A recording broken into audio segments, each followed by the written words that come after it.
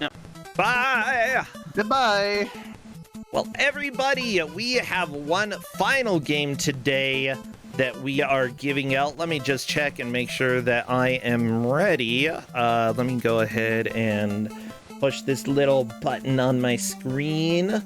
Waha! Waha! And then hopefully it is correct. I think it is correct. Yes! So, Crappy, take us on over to the reveal. It is time for the final game of today. We do have 4 matches tomorrow. Don't forget about that. Crappy. She's winking at me. That is very nice.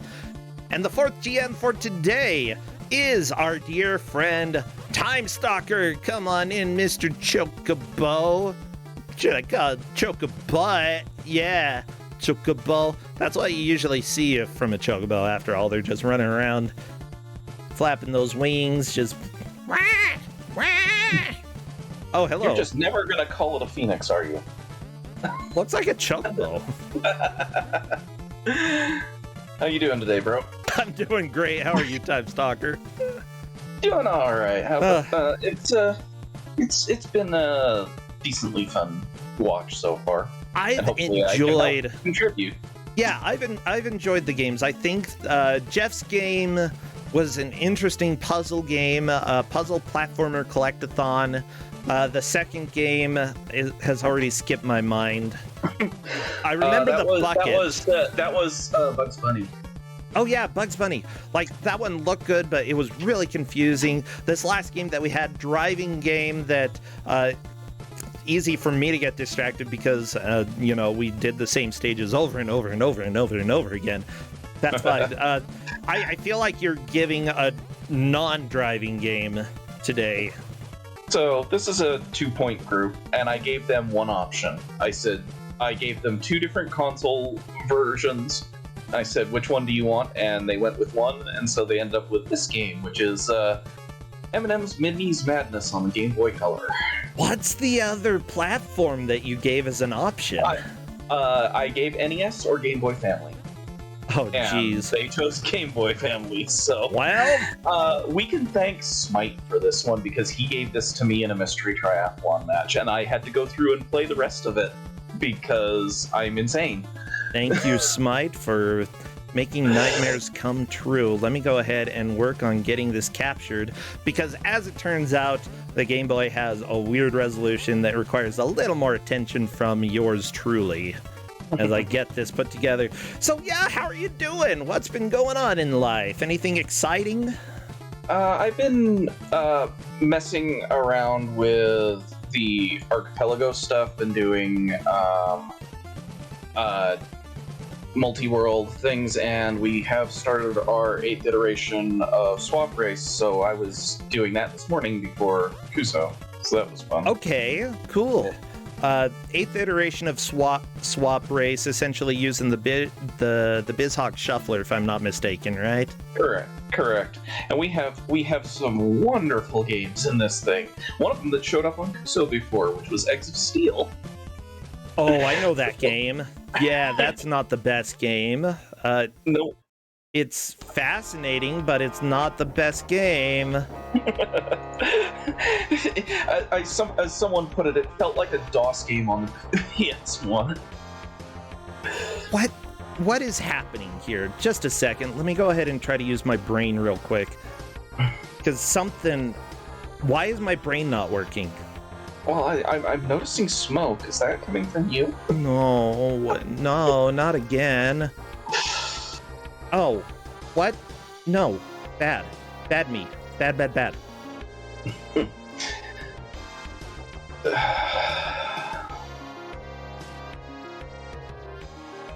Like it should be...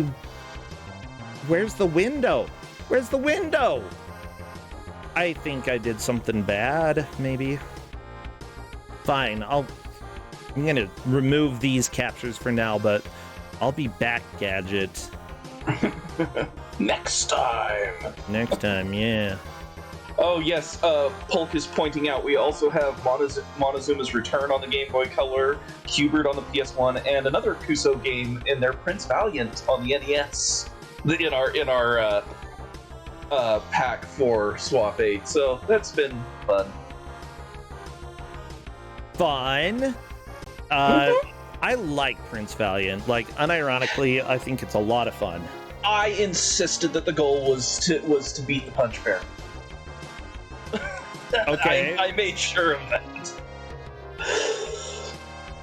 That the first goal is to beat the Punch Bear. I love it. The goal for Prince Valiant is to beat the Punch Bear. That's your clear for that game.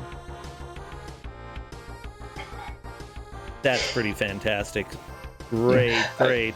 Yeah, and we also have one that's just like it's a game that's good on its normal version in Donkey Kong Country, but we have the Game Boy Color version, and no, it's very not. Uh-oh. Who Framed Roger Rabbit? Yes, we have that in there too. That's also not great. Who Framed Roger Rabbit? Oh my gosh. Which version of Who Framed Roger Rabbit, though? That's my big NES question. one. Well, of course, the NES one. Okay, cool. Oh, I mean, the thing is we don't just allow submissions from the players. Viewers can submit 3 games to throw in our main pool to choose from the extra games. I'm just gonna do this. They like to choose pain. Because, okay, I'm looking at Farting Always screen. I have no idea what is up with the resolution he's using. It is wild. So I'm just gonna go ahead and capture this to the best of my abilities, and if it doesn't work out, then too bad. This is what y'all are getting. Oh, and the fun thing about this game, when we switch over to it, I have to make a comment on it because this is something that one of the competitors was talking about in the chat room. Okay. Yeah, you can definitely make a comment on that in a second. Okay. Yeah. Oh my gosh, I think I've lost some brain cells, mostly because I'm hungry. I ate before the match. I went and picked up stuff from Astro Burger. So. Yeah, we've got food coming in a little bit. It'll be fine. I'll be fine. I had chicken kebabs with lemon rice. Ooh, that sounds pretty tasty. Everybody, you'll have to give me a little forgiveness when I push this live. If things look hideous, I am doing the best that I can.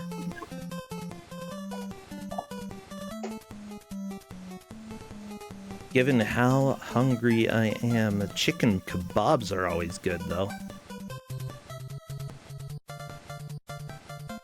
Oh my gosh, yeah, we've got food on the way. It'll be fine. Let's see. I think that there's just one stream. There we go. It is live now. I was gonna say, I know they're up because they're the one providing audio.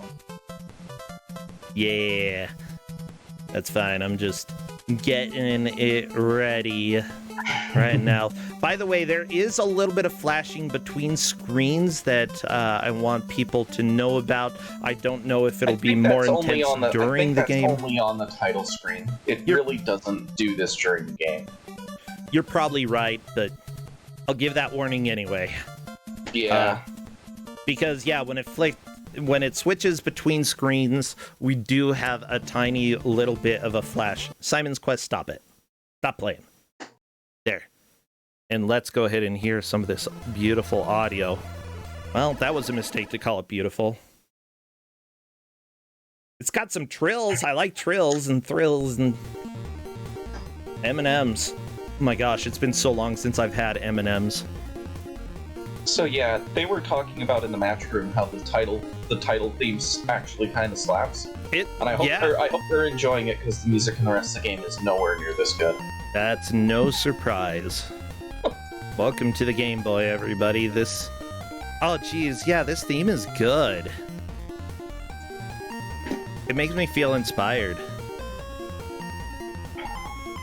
Not sure what kind of inspiration. It's inspiration for sure. Okay, so just so you know, there probably won't be any flashing, but we do have some on the title screen, just between the different screens here. So I'm going to go ahead and check and see if the players are ready to roll.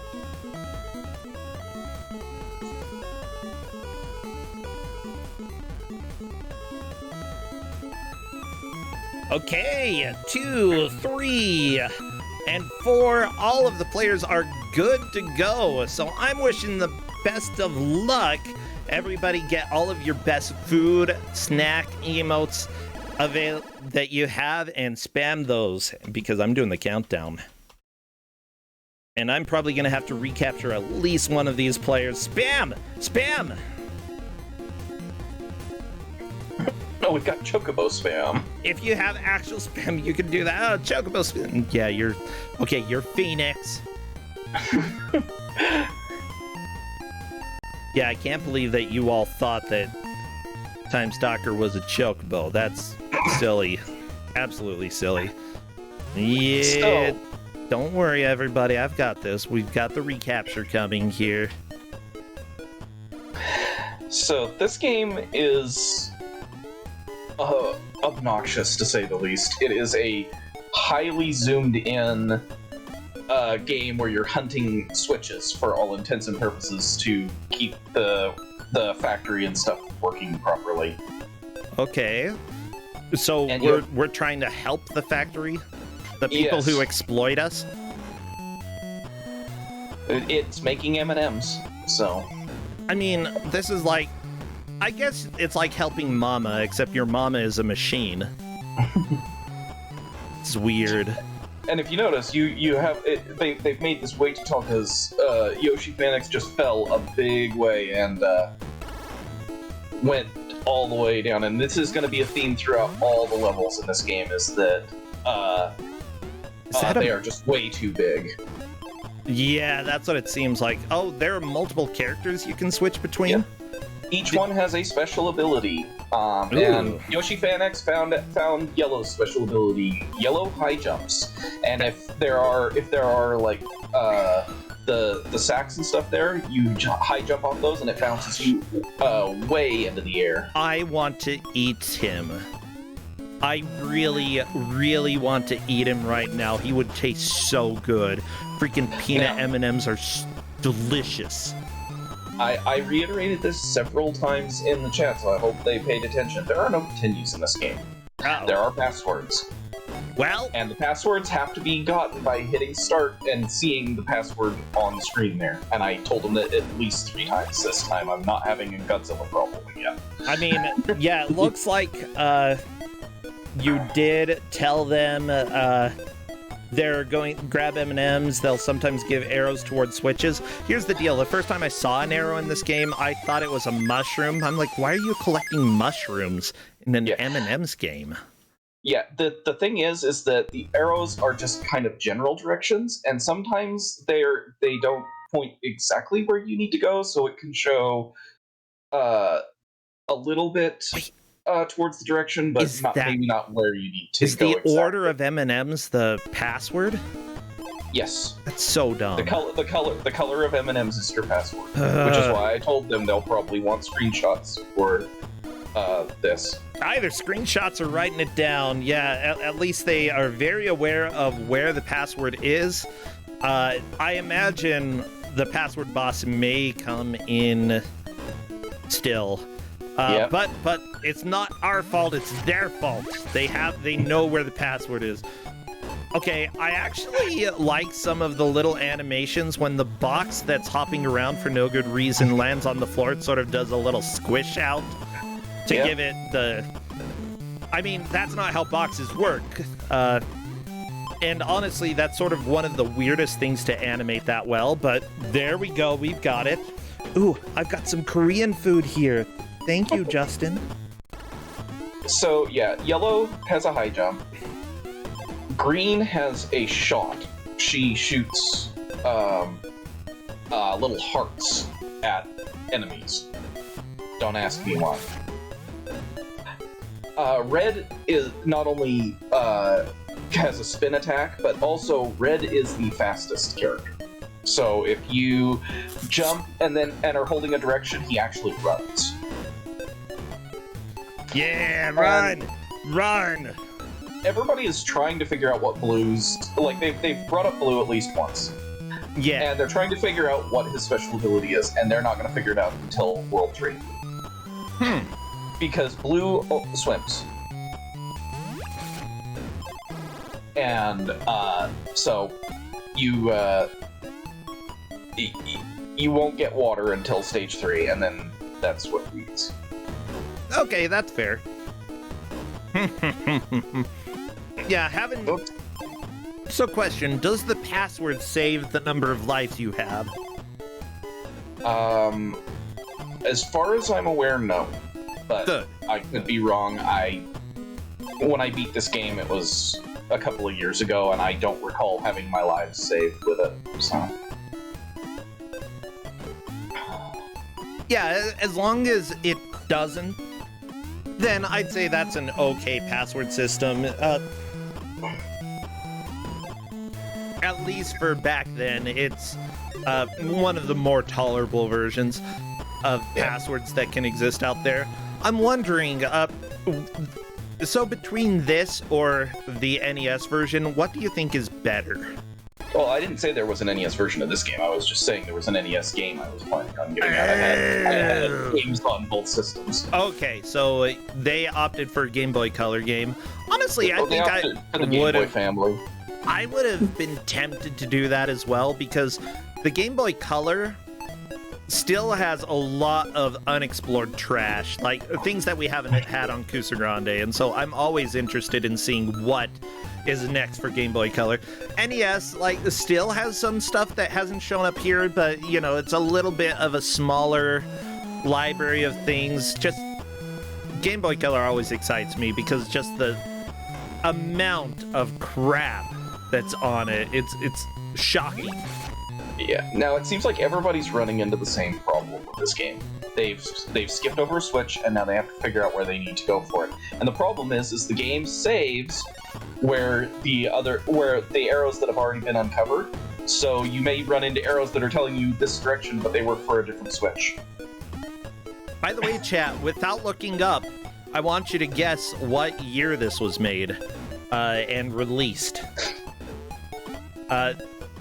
If you've looked it up, don't say, okay? Keep it a secret, but I want to see what people's thoughts are. And I'm going to say this is where I got stuck in the mystery triathlon match. I nearly lost my match because of this exact problem. I could not find a switch, I could not figure out where to go, and this place is huge. We have a couple people who guessed correctly. This was the year 2000 that this game came out. But the Game Boy Color wasn't out until 1998, as far as I can see. Like, I didn't know it was that late. I thought it was earlier. So yeah, this is like the third year of the Game Boy Color. This game came out. If this came out around the same time as the PlayStation one that we've had on Kusog before. That was the 3D one. Yeah, I remember that one. Shell Shock. Let me see.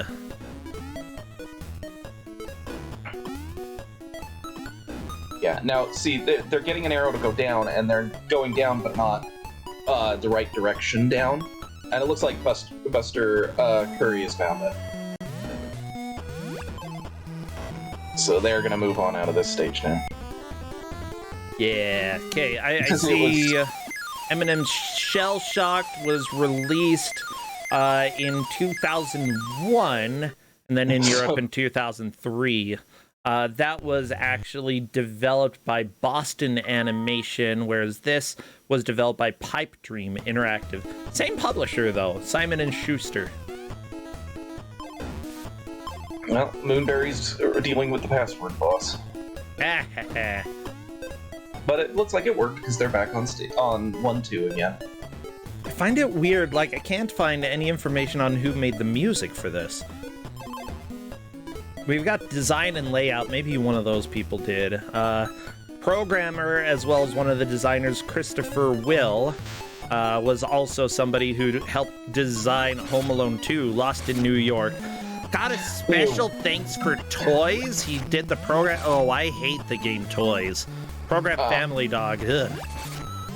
Which version of Home Alone 2 in New York? Was that the SNES one? Let's see. What was this guy's name again? Christopher Will. Super Nintendo version had... He did not work on the Super Nintendo version. NES? Yes, NES, and not the Game Boy version. So he worked on the NES version. Okay, what's that? Which is very special. I love that game.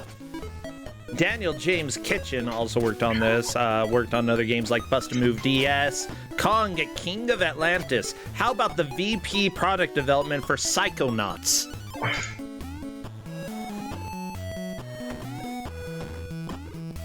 Executive producer for Earthworm Jim and Earthworm Jim 2.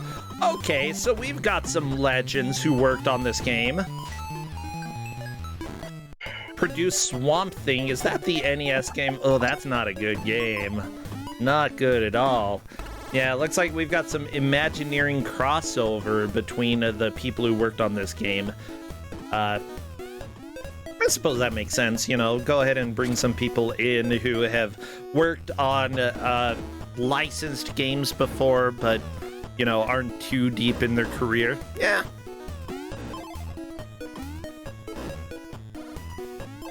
People are telling me to keep scrolling. I don't want to keep scrolling. I'm done. I'm scared.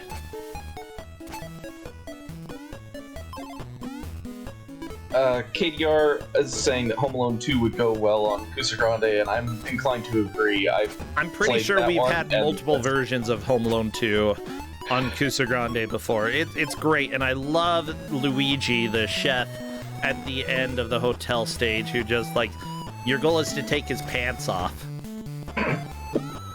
Paul S. is mentioning that this guy made the awful Simpsons games. Yeah, Imagineering. If, you know, some of the people who worked on this came originally from Imagineering, it makes sense that he worked on some of the awful Simpsons games. That's how it works. That's Imagineering for you. The company that published this, by the way, also published Darkened Sky, which was the Skittles game that came out on PC. A very weird, very dark, strangely compelling Skittles game. Nice. Yeah, I've actually got a Curry's box out of the copy. warehouse. Justin bought me a box copy of Darkened Sky. And I love it. Yeah, Buster Curry is out of the warehouse. They are on their way to the conveyors. Yeah, conveyor time. And we get to have fun with this one.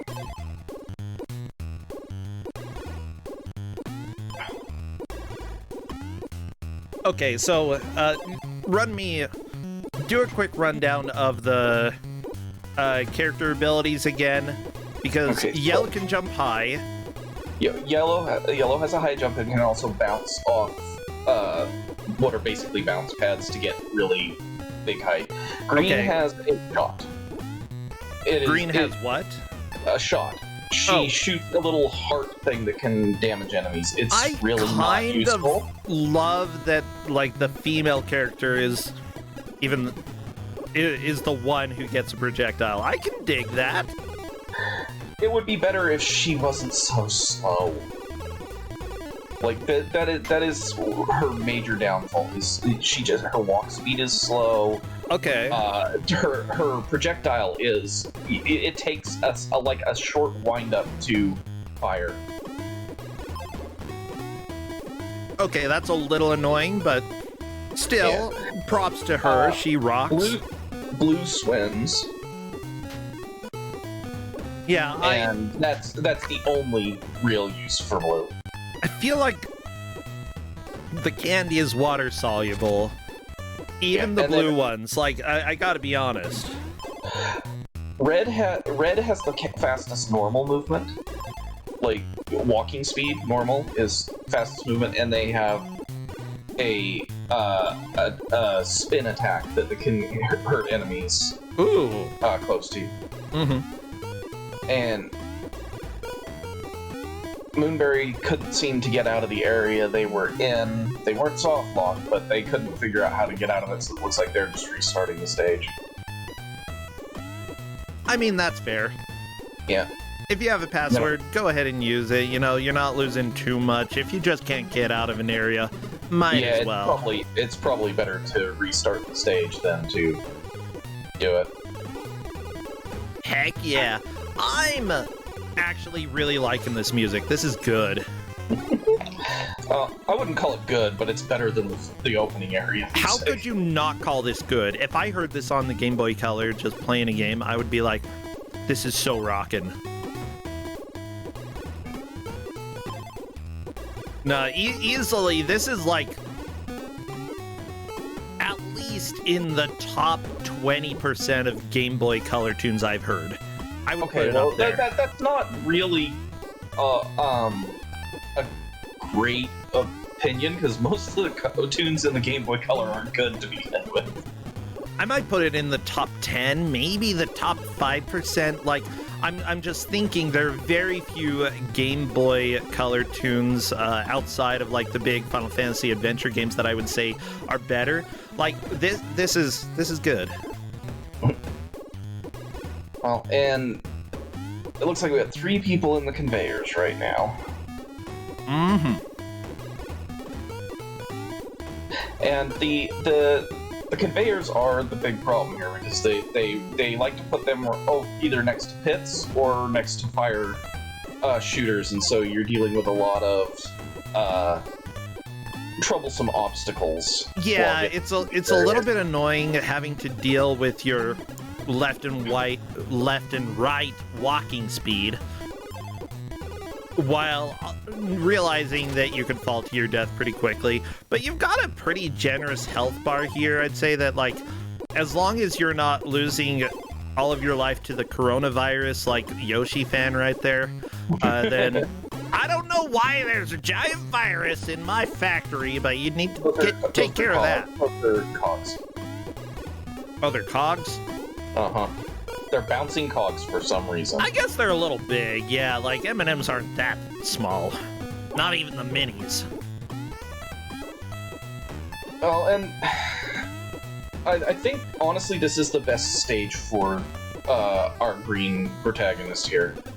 There are a lot of flying enemies, and it's a lot easier to deal with them with the projectile, especially before you jump onto conveyors and things like that. I mean, during the loading screen, well, not the loading screen, the transition screen to this level, it does show the green M&M in the title. So I think that it assumed you would probably be using the green M&M here, which is a good assumption. Honestly, the green M&M is one of the best ones. I loved when the blue M&Ms came out, but I never really cared for the blue character. Whatever, he's... Like, blue was my favorite color as a kid, but green is where it's at. Now, you mentioned the health bar, and, okay, yes, you do have kind of a generous health bar, but you really don't have iframes. If you get hit, you can get hit right afterwards. Most of the time, you're going to bounce off the enemy, so it's not going to happen, but there are occasions where you're just going to get hit, and... You just get infinite chained? Yeah, pretty much. Ooh, I love it. I want to see that. Well, it looks like Buster Curry is on to the last switch of this first conveyor stage.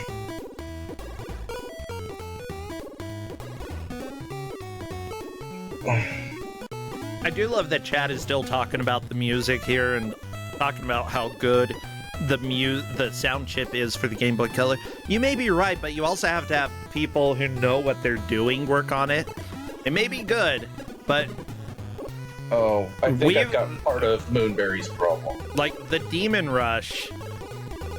Y'all know about the Demon Rush? You hear about the Demon Rush? They spent over $1,000 on the music creator for that.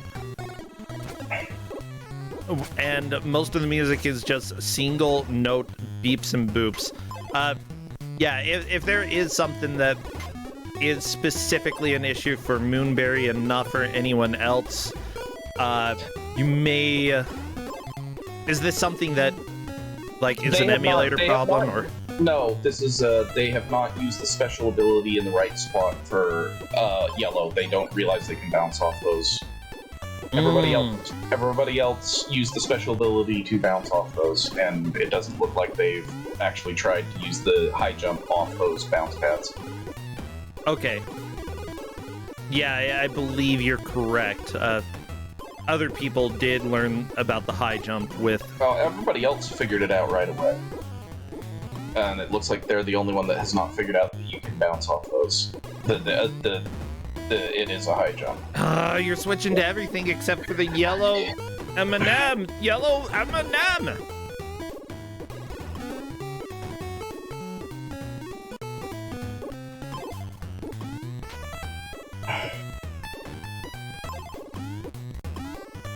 I remember being frustrated by my own version of this in my first Kusog7ande, where I was the only one not to figure out an ability in a game, and I can totally imagine how frustrating this is. Oh, it gets so frustrating very, very quickly. By the way, was a Jeff game. Jeff? How are the players he jumped right over it. No! Jump on the thingy. All of our players are doing pretty well. They're already in the second of 4 worlds. And other than where Moonberry's stuck. There we go. Yeah!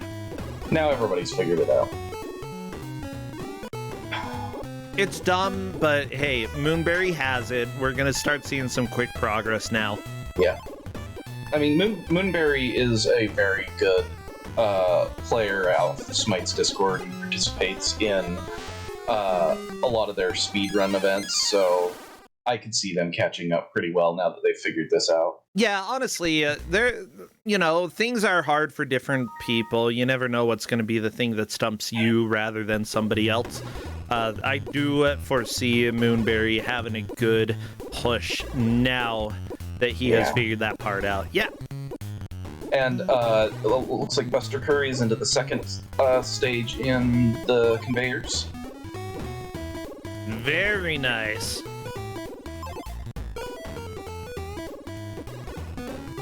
One annoying thing, I think we're starting to see this now, is that you don't get to see a whole lot of the platforming area. Yeah. This is hyper zoomed in. For as big as the stages are, they do not give you a lot of ability to see below you or above you, and so you can be searching for a while. You can not know where you need to go for platforming purposes, and it just becomes a big mess on this. Like, we're doing the small characters in a big area type of thing. Yeah, the thing is, like, I can understand the mindset for why the characters are so big in this game. They're probably like, we want to make sure people are able to recognize the individual characters, and yeah, you can't see the facial expressions and such, but these sprites really could have been like a quarter the size, a quarter the area. That would have just reduced the height by half, reduced the width by half. You'd still be able to get across what the characters are, and it would be a lot more viewable for people playing. And it's not just that, but like, it's a hunt. You're hunting for items, and you're running into these areas, and they become so big, and just trying to find where you need to go for each thing. Like, it's more or less signposted through the first 2 worlds, but like the swimming stages are atrocious. They're just so huge, and you have to go all over them to find your switches. And then the 4th stage is a bunch of platforms out in the middle of air, and it's all over this huge stage, and you've got to find like 4 small items in this huge stage with this hyper zoomed in. Yeah, people know how I feel about collectathons. At the very least, this game does give some arrows to point where you're supposed to go in order to get something, but still, come on. Come on. And that seems to be a thing with a lot of licensed games with where you're dealing with size, especially. Because I've got another game that was, if this one was vetoed, I was going about, and it has the same issue where it's character's supposed to be small, so we're trying to make everything look bigger, but then we go too far and it becomes impossible to navigate. Other people are mentioning that it could have been a management decision to have the sprites this big, and I almost 100% believe it was a management decision. That they're like, you gotta make sure you can tell that the red M&M is the same one as the one that's on TV. And that the yellow one, he's got the personality. You see, he's a little bit sassy, but he's got the monotone. That's the yellow one. And then the green one, that's the girl one. And then the blue one is the cool one. Those are the M&Ms. I mean, there have been games where small size has been done right. Like, I really love on the NES the Chip and Dale games, because even though a little bit of it is kind of silly, the character sprite is small, so you've got a wide range of what you can see. Mm-hmm. This is not that.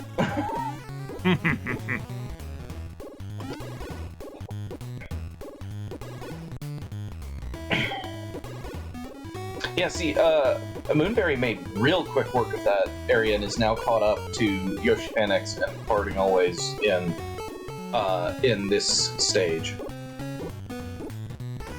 Oh, yeah. Actually, like, these stages are not long. You brought up Chip and Dale. Like, those sprites are not big. They're very small, and yet they're perfectly recognizable. Yeah. That was the other thing, is they were recognizable still, even small. And it still gave a sense of scale. Another game that I love that does the sense of scale right, while still giving you a decent amount of the screen is, have you ever played Monster in My Pocket? I haven't. It's a platformer, and you're dealing with an old toy line called Monster in My Pocket, and you play as either the vampire or the monster. And it is you're a really small entity in a really big area, but there's still enough room where you can see what you're trying to see. This is so zoomed in that even if the sprites were smaller, it's still not great because you don't have a lot of the screen to see. Yeah, I'd say that one game that tried to make the size work but really failed, Uncanny X-Men for NES. That one, like, yeah, you can see a lot more of the screen, but holy cow, the characters are almost unrecognizable. It is hideous.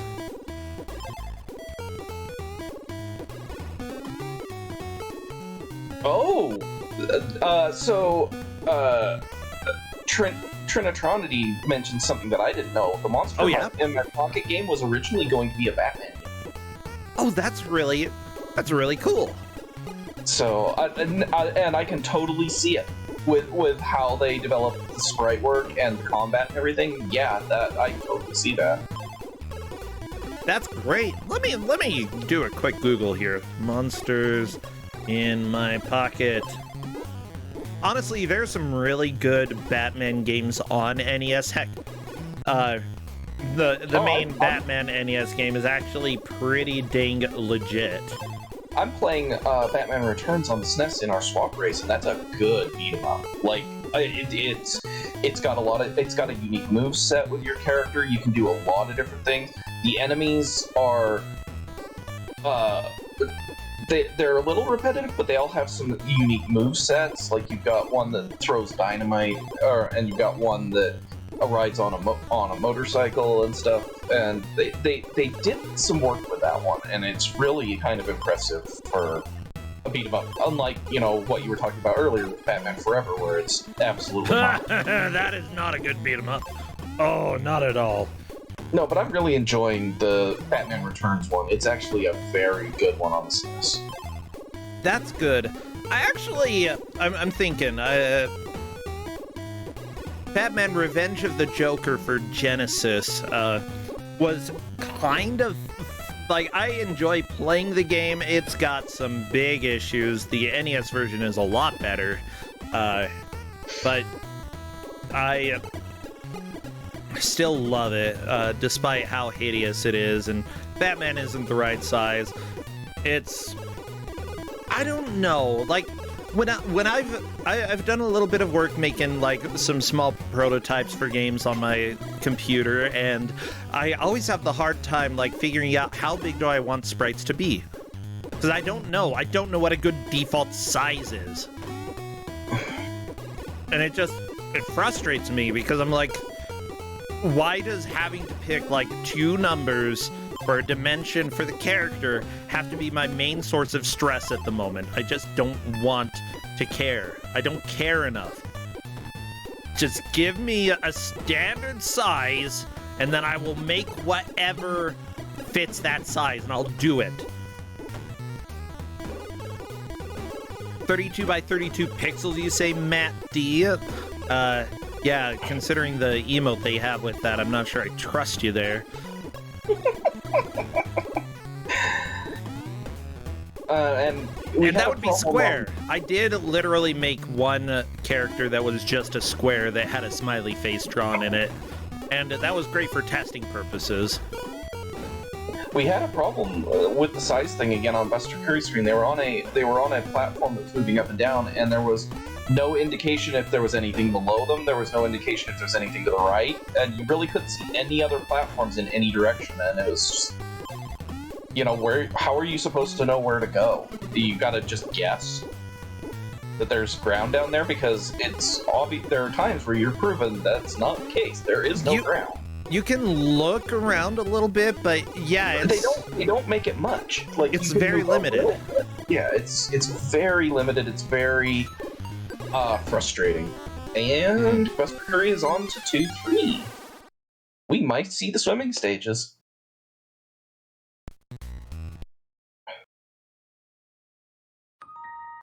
Yeah, Buster Curry is kind of running away with things right now. Yeah, Buster Curry definitely has the best They are playthrough right now. Really, and they're doing a smart thing there. They got their password. They know they're on their last life, so they died and got their password. I think that's a fine idea. Go ahead and just get back into the next level with all of your lives.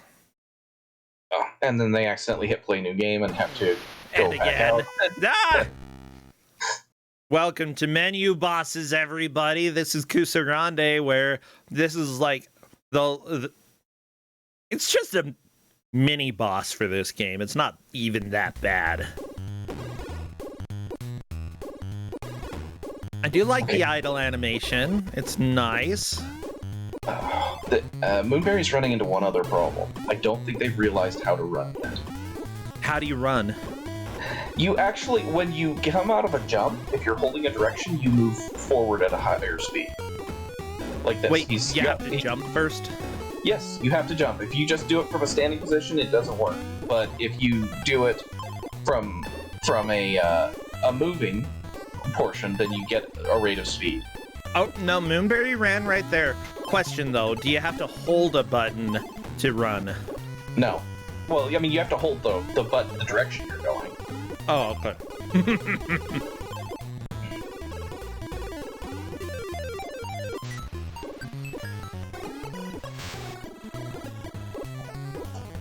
People are saying that it makes sense this was made by ex-Imagineering people. Some of them worked on the Simpsons games, and those were a little interesting, where you actually held jump to run. So in order to run at all, you had to already jump. Yeah, and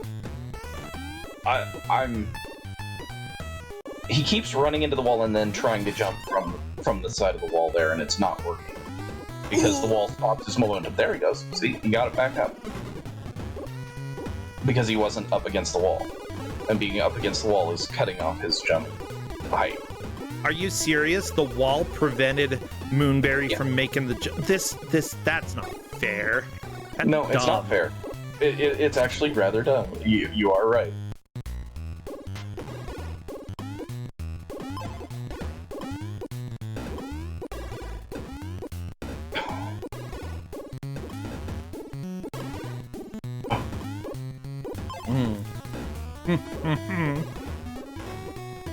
My apologies, I am eating a little lunch right now, so if I go quiet, it's because I'm greatly enjoying this. That's fine. I'm just watching Moonberry right here because they're on their last hit point, but all they have to do is get to the left and they hit the switch and finish the level. There Nice, there we go. Yeah, this is... I think Would it be fair to call this game a collect-a-thon, even though technically you're not collecting the switches, you're just trying to flip all the switches? It's almost collect-a-thon-like. I would call it collect-a-thon. Oh, I think Moonberry is on 2-3, or 2-3. Yeah, Moonberry, despite... Or 2-2, no, this is 2-2, I think. Despite struggling a little bit, Moonberry is getting back into this pretty quickly again, which is good. Unfortunately, this giant gear is being a problem. Yeah, Moonberry, you gotta be careful. Oh no, Moonberry is trying to get a game over real quick. They're trying to get a game over to get their lives back.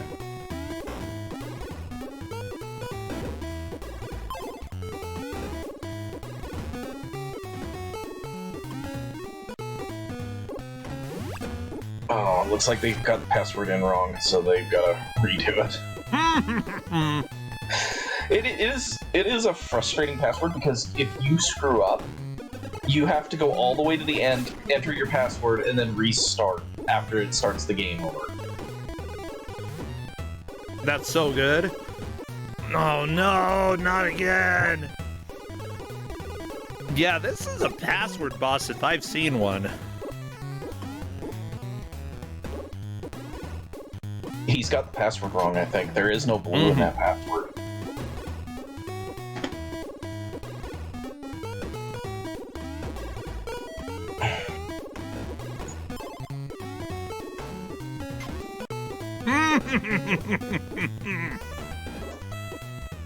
So here's the deal.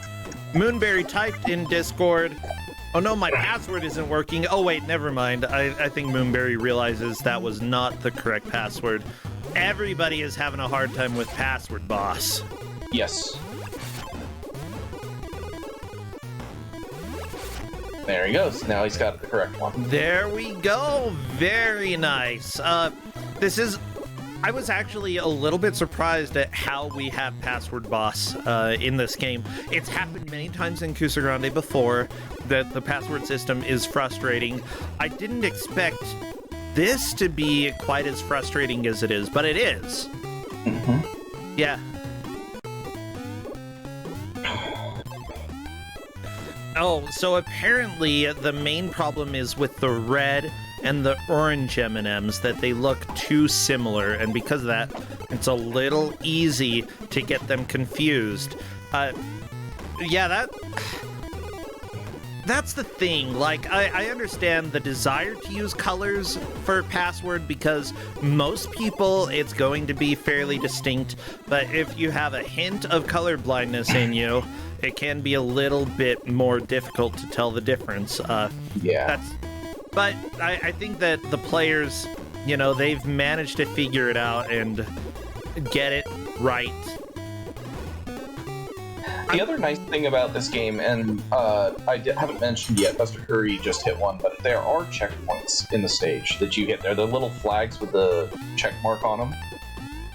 And that saves your progress in stage from the last time, or from the time you hit it.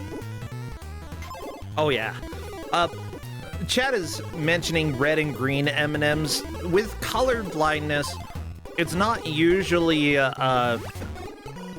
there's not too much of an issue usually with the very polar opposite, unless you've got a more extreme form of color blindness.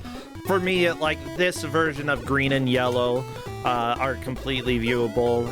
If they were smaller dots or lines, I would very much easily get them confused.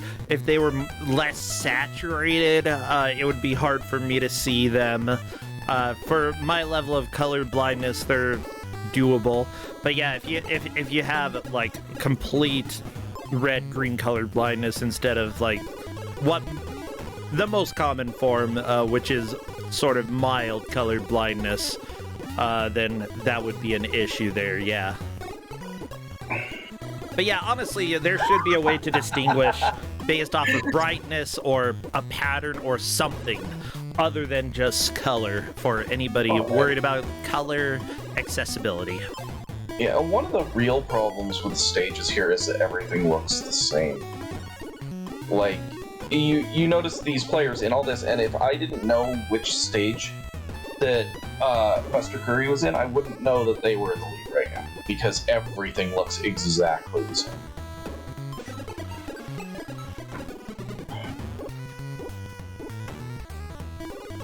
Yeah, that's a bit of an issue with this game. Like, with a lot of collectathons, levels end up looking very samey. But I think I'm fairly certain that the order right now is Buster Curry, then I believe it's Yoshi Fan X, Moonberry, and Farting Always in last, but I'm not fully Luckily, certain. you can see the number of switches left to flip at the bottom right. Is that correct? Yes. Okay, so And if needs that's be, an easy metric to use. Yeah, if needs be, if I'm not fully certain of what stage they are, I can have them pause and see the password, because I know what password goes to which stage. Mm-hmm. So I can get them to pull up the password to confirm what stage they're on, and then I can see the number of switches after that.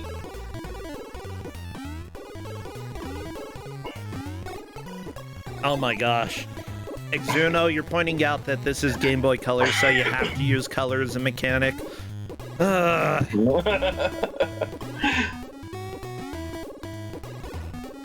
Okay, barring something horrible going wrong with Buster Curry, they've seen where the last switch is for this stage, so we will probably get swimming stages. Mm-hmm. I would say that I'm personally a fan. I think that it's fine for games to use colors as long as they at least allow an option to do something that will allow you to get through it if you do have like full color blindness. If that means labeling something as a color, then go ahead and do that. Just go ahead and, like, if it's an important part of the puzzle, just slap the big word red next to it. Have an accessibility check mark. Do not use filters like most of the AAA games have been doing the last couple of years, because those actually do not help at all. In fact, they just make things worse. Different textures do a lot to help. Like, if you put, like, shading with... You could even just, like, do subtle changes in textures. Like, one M&M have some shading with, like, dots. The other one do shading with, like... That makes it look more like plaid shading instead on part of it. That would do it. Like, there's so many different ways to make things be distinct. And I see that Yoshi Fan X is confused by that arrow pointing down. Like I said, it's a general idea of where to go, not a very specific one. Yeah. And sometimes you have to backtrack to get to where you need to go, because you need to be able to get down further. But he can't tell if there's anything below this floor. Okay, so Buster Curry is on to the third set of stages. One thing that I think would almost be accessible or acceptable as well is that if you do have something built in that uses colors, you could even just throw in an alternate option to essentially do the same thing, just using a system that doesn't have colors related to, like, I don't know, there's so many different things you can do. Now, but yeah, look at the M&M swimming, look at this sprite.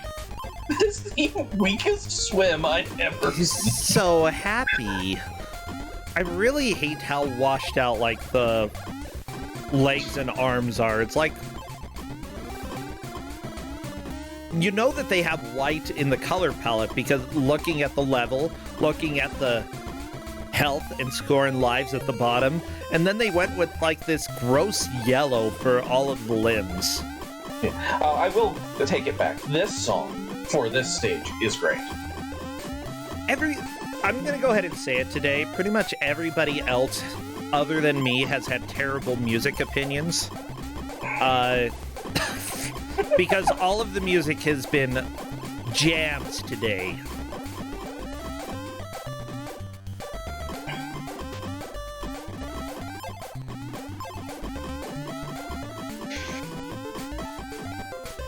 And yeah, this music is a jam.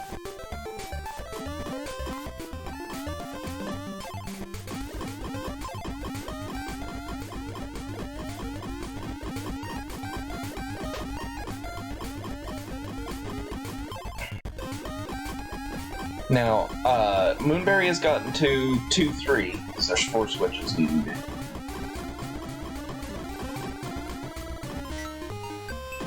Yeah, I'd say... And I love that you have the switches underwater, and they don't, electrify the water at all. Because they actually do give a spark when you... They do give a spark. But you know what? Quickly. Electrifying a large body of water doesn't really make too much sense anyway. Like, the electricity is trying to find, reach the ground, right? Water is still a conductor, and if you're close enough to it, it's still going to hit you. Yeah, but, it's not going to kill literally everything in all the water ever. That's just not how it works. No, but it should kill the M&Ms since it's right next to it. There's metal, though, okay? I think metal is even more of a conductor than water. It would go straight to the metal. Fireball 87, this music would be so much better without the swimming sound. I'm sorry. Justin's like, what are you yelling about? I'm yelling about electricity. Does chocolate conduct electricity? That's my question. Is chocolate an insulator or a conductor?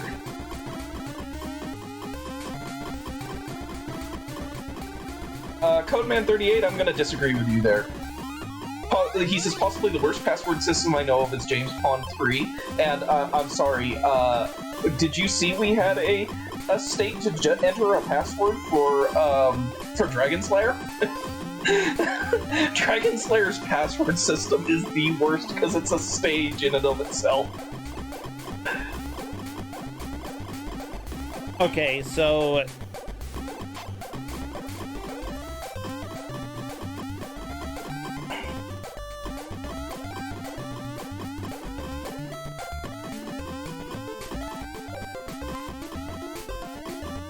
I see a comment somewhere about somebody who apparently measured the resistance of a milk chocolate chip using pin electrodes. However, I don't actually see, there's no information here. And Yoshi Fan is still stuck on this idea of they need to go down, but they're not willing to at least attempt to go down off the side to the left and see if it's down there. At least that's what the thing is telling, because they're doing a screen scroll, but they don't see anything showing that's where it needs to go.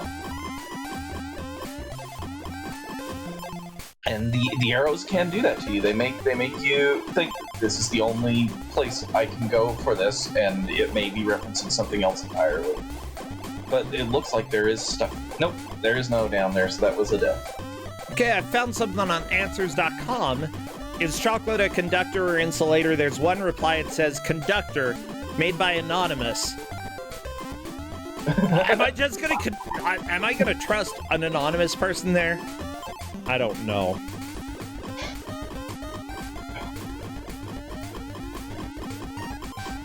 But yeah, look how huge these swimming stages are, and in this case, you're literally able to go over almost anywhere in the map. So it becomes obnoxious to find anything in this World 3 stage, and this isn't even the worst stage. Apparently it has oil that conducts very poorly, so I wouldn't say it's an insulator, but like a really crappy conductor. Like, you might be able to power something with... So you're saying crappy is a conductor? Yeah, but the water around him definitely gonna conduct more. Like, it'll probably go around the M&M. You said it's a crappy conductor. Oh my gosh. Okay, crappy. Crappy is a conductor. Yeah.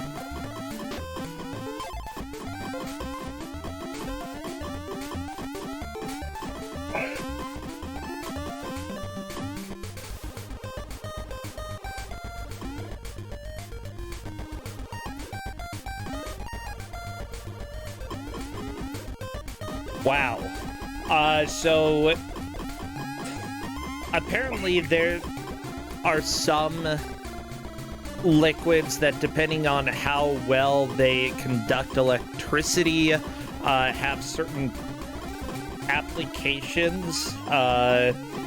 It's an old field of physical chemistry and engineering called Electro Rheology, which investigates changes in the viscosity of fluids in response to electricity. And essentially, they're called smart fluids because they can continuously and rapidly respond through computer controls to changes in a machine's environment. So that means that for anything that can be a smart fluid, you could potentially maybe use chocolate. There you go, everybody. Yeah, this sound for the swimming gets so obnoxious. You mean beautiful? Yeah, it's a little annoying, but I've heard worse. Yeah, everybody, we're gonna have chocolate PCs in the future. That's how we're gonna transfer information with chocolate. I can think of worse ideas.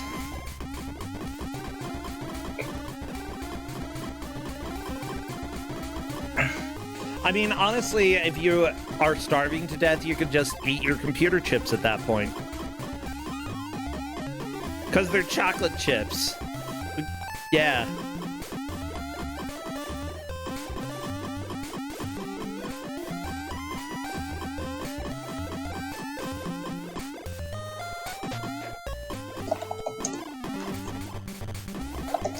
Oh my gosh, welcome everybody to Kusog7ande, where we have learned about the potential computing effects of chocolate.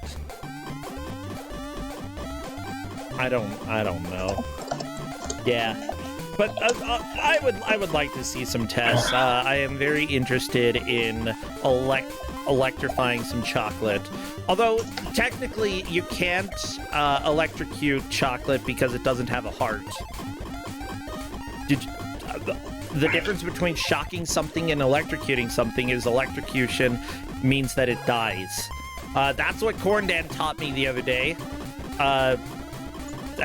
Actually, I don't think Corndan taught it. That's what we learned during one of the streams. And so, because chocolate is not alive, it can only be shocked. I'm relatively sure these chocolate beings do not have hearts. That's what I would be mostly concerned about if I were to present electricity to them. Maybe that's the reason they're swimming in this factory. They're the only ones who could, quote-unquote, survive the electricity in this fluid environment. They don't have to worry about being electrocuted. They don't have organs. They're chocolate.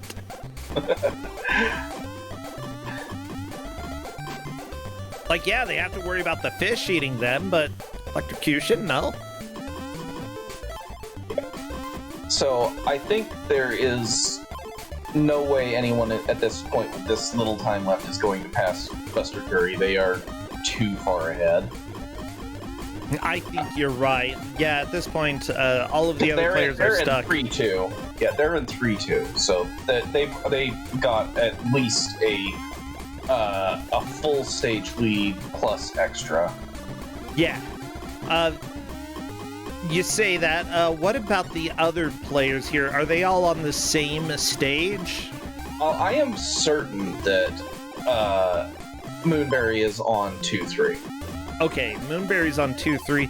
Farting Always only has one switch left on this level. I'm not sure which level it is, but again, pausing, you can see the password, so that might be something we ask the players to do. I've got for certain that Yoshi Fan X is on 3-2, because they just entered their password. By the way, 2 players are going to be eliminated from Kusog7ande because of M&Ms. And the whole discussion about whether you can electrocute chocolate. Yeah, it looks like Moonberry and Yoshi-Fan might be relatively close to each other. I don't know. Yoshi-Fan X is on 3-2. Or 2-3, excuse me. 2-3. 2-2. Yoshi-Fan X is on 2-2. They're on the second conveyor as well. Come on, my chocolate treats. I'm fairly certain Moonberry is on 2-3 because of the number of switches. I'd be able to confirm where they pause, but I'm fairly certain that that's where they're at. The one I'm not sure about is Farting Woods. I'm not sure where they're at. I have missed it the last time they entered in their password or got one, so I need to... But if I'm correct, I think Farting Always is also in 2-2, and if they are, then they are in third, because they got down to one switch first before Yoshi-Fan X did in this stage, because they've been here a while. Okay. If they're in the stage that Moonberry's in 2-3, then they've got the lead, and they're in second. And that's what I need to confirm. Yeah, it's welcome to games where the levels look very, very similar to each other. Super easy to get confused. I guess that shouldn't really come as a shock to anyone, despite all the electricity in this game. Oh my gosh. Okay, the sound's starting to get a little annoying to me. Like, I can still deal with it. It's fine.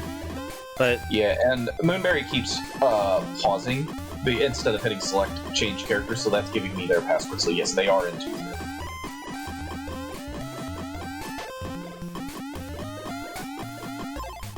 Alright, and Farting Always has just cleared the stage. Let's see where they end up at. I saw little mini M&Ms fly out. You know what? Okay, so yeah, Farting Always is now into 2-3. So right now our order is Buster Curry, Moonberry, Farting Always, and then Yoshi-Fan X. Oh, Yoshi-Fan, the M&Ms have just been a struggle, but that's life. Yeah, and Buster Curry has just taken to this game really well. They are in 3-3 already. The swimming they've taken to it easily. They're navigating the swimming really well for this stage. I wonder. This set of stages took me a lot longer than it's taken them. I wonder why. I wonder what's clicking for Buster. I suppose, we'll probably talk to them after the match and find out, like, why the M&M game is really mashing with them. What's that? Did you see that? No, what happened? Moonberry went behind the geometry there. Maybe it's a secret? It might be, but I've never seen that. Like, they were behind the pillar stuff they were dealing with. You know what? Yeah. I'm actually thinking... I don't think anybody can pass Moonberry at this point, too, because even though Farting Always is in the same stage, he has to clear the stage in the next 3 minutes, and I don't think it's possible. Yeah, that is a big ask. I don't know how long the levels are, but they definitely seem big enough that they're... I mean, there's one switch. Yeah. The thing is, they because Moonberry is down to one switch already, they have to clear the stage in order to... Oh, yeah, there's 3 switches left, and these levels are big and confusing. Yeah. See, there he goes again. He went right behind the geometry. I think I don't know. Maybe some of the M&Ms have secret superpowers we didn't know about. It's possible. Like I said, I could not find a manual for this game. Game over, Moonberry. Sad day. But they have second right now, and so unless Farting Always clears the screen clears the thing in the next 2 minutes, they're not going to. I've seen big comebacks. I don't think there's enough time to do it, but you never really know in Kusog7ande. Yeah, the problem is, like you said, the stages are huge. Like they are making a good push for it, and we might see a miracle, but I wouldn't count on it. Yeah. And Yoshi-Fan X finally got out of 2-2. Heck yeah, Yoshi-Fan X moving on to 2-3. Yeah, unfortunately, that's not going to be enough to move out of the place that he is in. Yeah, in fourth. I mean, it looks like it's probably going to be Yoshi Fan X eliminated, as well as Farting Always. No, oh, yeah. What am I going to do with my farts? I don't know. It's only going to be farting sometimes.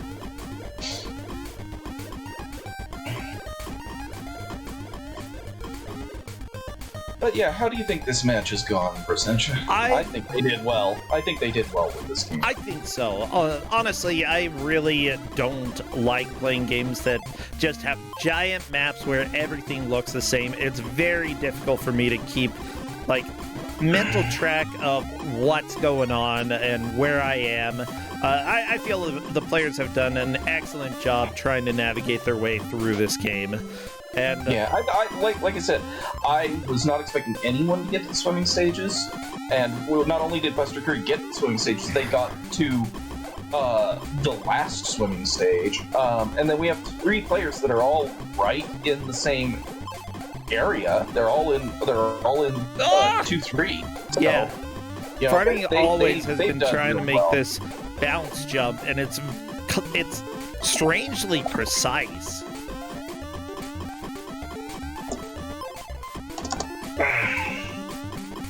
Oh, come on! You stupid M&M! Oh my gosh. I never liked the yellow M&M anyway, even though he is the brains of the operation. You know, he's the stupid one. No, he only acts stupid, okay? The red one is actually stupid. The yellow one is the smart one who just... You know, it's the typical... the confident guy who pretends to be smart is not the brains. And the yellow one who, like... they always call stupid is actually the smart one. See, it's the little switcheroo. You know what I'm talking about, right? Yep. Well, with that said, it's pretty clear Buster is the winner. Let me go ahead and let them come and chat if they want. Join general chat if you'd like. Yeah, the players all did pretty dang well. It was really cool.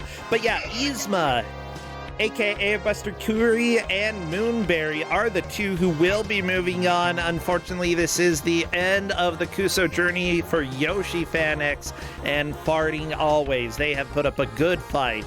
But here we have Yzma, aka Buster Curry, on Twitch. How are you doing? I'm doing pretty good. Well, congratulations. Thank you. Yeah, so honestly, we were watching you play compared to everybody else. It seems like this game clicked for you for some reason. Yeah, I don't know. I guess it's just that kind of run around, explore type of thing. Well, this clicked with you more than I expected, because I didn't expect anyone to get to the swimming stages, and you ended up almost beat not them. only in the swimming stages, you were almost done with them. Yeah, the swimming stages were actually the best part, is the surprising part to me. Suddenly it just turned into a vibe. Yep. I think Moonberry was saying in Discord, oh, so second through fourth are eliminated, huh? And it's like, no, second place gets to continue on. Moonberry's like, oh. Oh no. Sorry, Moonberry. You're still in the tournament. Oh, I love it. But yeah, like the game clicked for you running around in big areas. It seems like you had a pretty good job of like mentally mapping out where things were and where to go as well. Like yeah, it's just I don't know. It's just like it's a repetitive environment, but it's like, okay, I've been to this green pipe. I know this layout of platforms. Yeah, that makes sense. I think that I would have a hard time remembering where to go. I just, I complain a lot about collectathons that have very similar looking stages, and considering that you have 3 giant stages per area that have completely different layouts and that you have to go to different areas, the one redeemable thing I'd say is the arrows that pop up to show you where to go to get another one of the switches. Yeah, except I found out early on sometimes those just lie to you, or they'll send you to one you've already gotten. Yeah, they send to one you've already gotten sometimes, and sometimes they're asking you to go, like, this direction, but not at this time. And it is such a bad thing. I've seen this in multiple games where they point you at something, but they point you at it at the wrong time to do. Well, I mean, if you're holding a compass and there's a wall in front of you, you gotta go around the wall. Well, no, but like there are times where it'll point down, but you don't go down until much later. You still have to keep going right first or something like that, or you have to go left and then go down, and it's really bad. See, it's like, if you only have 4 directions and you can only give one direction, what is the most objectively true? In that case, it's to go down, but it's actually mostly down right. Yeah, and Yoshi Fan X is pointing out that the arrows told him to go right and down, and in reality it was right and up. Okay, well, I guess that was a lie. It's fine, whatever. Man. Yeah, they lie. Oh, well then, I still, like, I really like the music in this game. I thought they were absolute bops. That was my favorite part. I thought they were pretty good. Yeah, Time Stalker was trash in them, and I was like, what is bad about these? They were great. World 1's music. I like 1. I World love 2 is 2. okay, and then World 3 just 3 absolutely is flat. like, you put that on the top 10 songs of the year, whatever, the Billboard. Put it on the Billboard. Billboard, M&Ms. Add to your playlist then, Rosencha. You can add M&M's music to your playlist. I actually very much might. Like, it stood out to me that much that I loved it. Well, thank you so much, Buster Curry. Actually, what do you prefer me to say to call you? Buster Curry's fine. Buster Curry. Okay, perfect. Yeah, do you stream anything else over at your channel? Anything that you need to plug? Oh yeah, I've been doing like I just do variety streaming. I started on BioShock 2 recently. Ooh, okay, that's the one BioShock I haven't played. I played the first and I played the third.